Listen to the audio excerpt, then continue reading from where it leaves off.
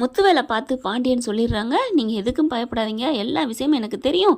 இனிமேல் என் பிள்ளை எங்கே வேணாலும் கூப்பிட்டு போங்க, நான் ஒன்றும் என்னால் பிரச்சனை இருக்காது, என் கதிரே வர முடியலைனாலும் நான் இருக்கேன், நீங்கள் எதுக்கும் கவலைப்படாதீங்க அப்படின்னு சொல்ல, அந்த சொந்த பந்தம் விட எதுங்க சொத்து சுகம் அப்படின்னு ஒரு பாட்டு இருக்குது. அப்படியே கையை பிடிக்கிறாருங்க.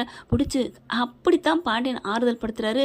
ஒவ்வொரு சில நேரங்களில் பாண்டியன் நீலாம் ஒரு மனுஷனா அப்படின்னு தோன்ற மாதிரி நடந்தாலும், ஒவ்வொரு சில நேரங்களில் நீலாம் ஒரு மனுஷனாடா, தெய்வண்டா அப்படிங்கிற அளவுக்கு தாங்க நடந்துக்கிறாங்க.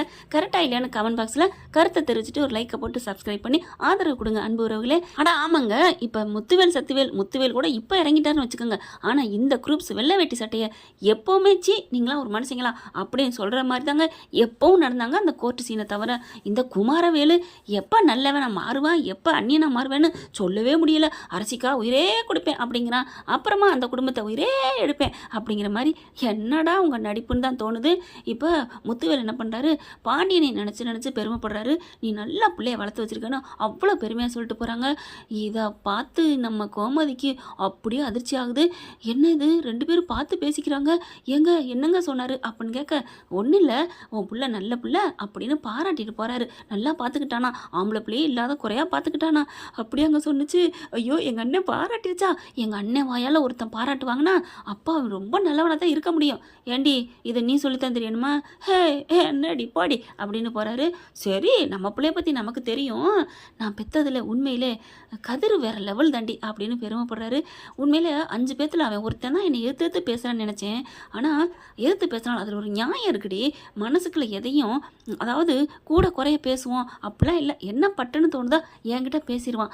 ஆனால் அடுத்தவங்க மனசு நோகிற மாதிரி ஒரு காரியத்தை மட்டும் அவன் பண்ணவே மாட்டான்டி அப்படின்னு பெருமையாக பேசுகிறாங்க. அடுத்து கோமதி போயிடுது. கதிரை பார்க்குறாங்க. அப்பா என்னப்பா, சரி விடு, மாமனார் பேசினதை அம்மா பார்த்துருச்சுடா. ஐயோ, வேறு எதுவும் பிரச்சனை இல்லையே, ஒன்றும் பிரச்சனை இல்லை, விடு, அவருக்கு கண்டிப்பாக குணம் ஆகும்.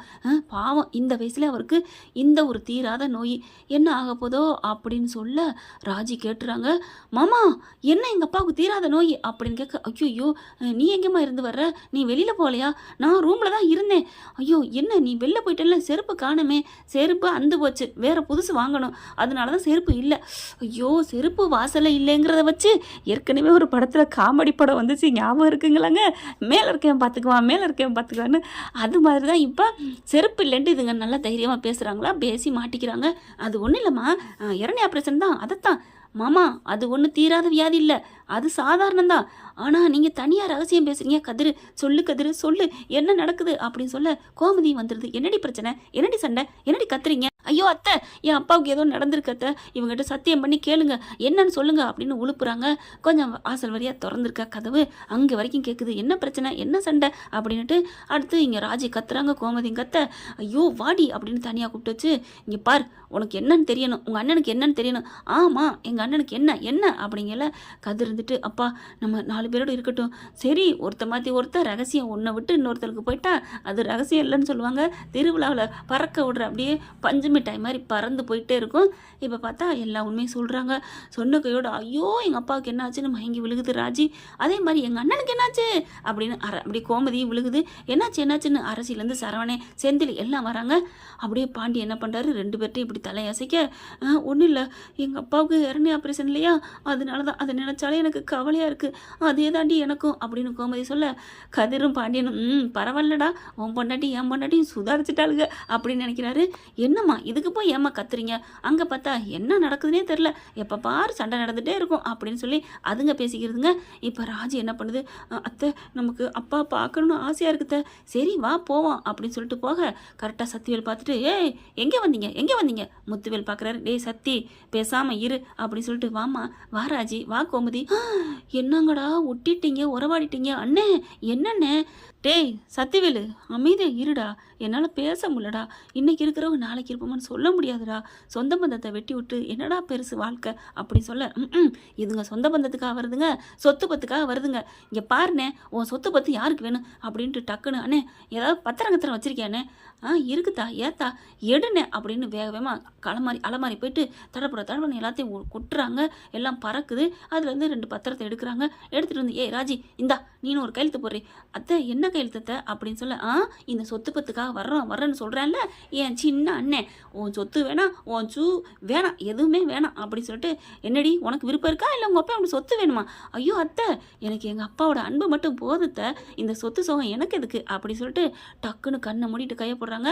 அதாவது கண்ணை மூடிட்டுனா கண்ணை மூடிட்டு இல்லைங்க, அப்படியே டக்கு டக்கு டக்குன்னு போடுறாங்களாம். அதே மாதிரி கோமதியும் போட அப்படியே சக்திவேலு ஈன்னு வாய் 2 64 பல்லு தெரியுதுங்க. என்னடாவா வாய் 2 64 பல்லு அப்படின்னு நினச்சிடாதீங்க. ஒரு ஆளுக்கு எத்தனை வேணாலும் வரலாம், அது சந்தோஷத்தின அளவை பொறுத்து இருக்குது. இவர் அப்படி சந்தோஷப்படுறாரு.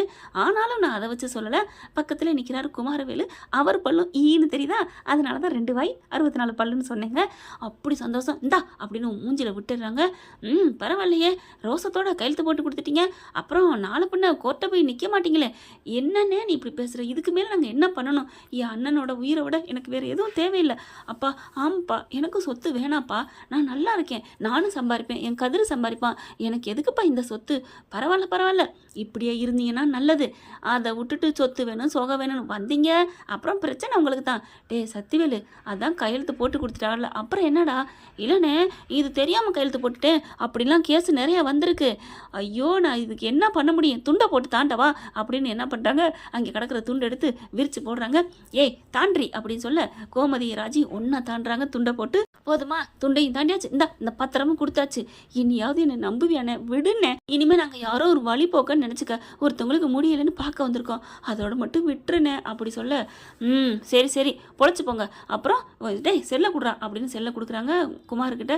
இப்போ என்ன, வீடியோ வேணாலும் எடுத்துக்கோ, இந்த சொத்துக்கும் பங்குக்கும் எங்களுக்கு எந்த சம்மந்தம் இல்லை, எங்களுக்கு எந்த சொத்தும் வேணாம், எங்கள் அண்ணன், எங்கள் பெரிய அண்ணன் சின்ன அண்ணனுக்கே கொடுக்கட்டும், யாருக்கு வேணாலும் கொடுக்கட்டும், எங்களுக்கு அந்த சொத்துக்கும் வேணாம், போதுமா அப்படின்னு சொல்லி வீடியோ எடுத்து கொடுத்துக்க சொல்லிடுறாங்க. அதே மாதிரி குமார் எடுத்துக்கிறான். அப்பா இனி என்னப்பா, எல்லாம் நமக்கு வந்துருச்சுல அப்படி சொல்ல, சரி வாடா மவனே போவோம் அப்படின்னு போகிறீங்க. எவ்வளோ நேரம் பார்த்துட்டு போங்க, இனிமேல் நீங்கள் ஓட்டாண்டி தானே, எங்களுக்கு ஒன்றும் கவலை இல்லை அப்படின்னு போகிறேன். ஐயோ, இவனை என்ன சொல்கிறதுன்னு முத்துவேல் நொந்துக்கிறாரு. ஆனால் கணக்கு காதல் காலக்கணக்கு என்னென்னா, அரசியத்தான் இவர் விடாமல் துரத்தி லவ் பண்ணுவார், அரசியும் மனசு மாதிரி கல்யாணம் பண்ணத்தான் போகிறாங்க. இந்த ஒட்டுமொத்த சொத்தும் யாருமே எதிர்பார்க்காத அளவுக்கு பாண்டிய குடும்பத்துக்கு தான் போகணும்னு இருக்குன்னு நினைக்கிறேன், எனக்கு தோணுதுங்க. ஏன்னா அவங்க அக்கா பையனுக்கே கல்யாணம் பேச முடியாமல் போயிடுச்சு பார்த்தீங்களா. கல்யாணம் வரைக்கும் வந்துட்டு முத நாள் வரைக்கும் வந்துட்டு நின்று போச்சுன்னா அதுக்கு காரணம் குமாருக்கும் அரசிக்கும் தான் முடிச்சு போட்டு வச்சுருக்காங்க டைரக்டர், அப்படி தான் சொல்லணும். இப்போ ராஜியும் கோமதியும் அப்படியே அண்ணேன்னு கட்டி பிடிச்சி அழுகிறாங்க. அப்பான்னு கட்டி அழுக, என்னம்மா எதுக்குமா அழுகிற, சாதாரணது, இதுக்கு ஒன்றும் பிரச்சனை இல்லை அண்ணே அப்படின்னு வாசலை பார்த்துட்டு, எனக்கு எல்லாம் தெரியுண்ணே. என்னது தெரியுமா, நான் சொல்ல வேணான்னு சொன்னேன், கதிர் சொல்லிட்டானா? அதெல்லாம் சொல்லணுண்ணே, கதிர் சொல்லலை, நீயும் அவரும் பேசிக்கிட்டு இருந்ததை கேட்டேன், நீங்கள் 2 பேரும் பேசுனதை கேட்டேனே, நீங்கள் சொன்னதையும் கேட்டேனே, அதில் தானே அவர் அடிச்சு, நான் சத்தியம் பண்ணி கேட்டதுக்கப்புறம் தான் உண்மையே சொன்னாங்க அப்படி சொல்ல, அப்படி பார்க்குறாரு. விடுமா, இங்கே வடிவுகிட்டையோ சக்திவேல்கிட்ட யார்ட்டையும் சொல்லாதம்மா, உங்களுக்கு தெரிஞ்சோடு இருக்கட்டும்.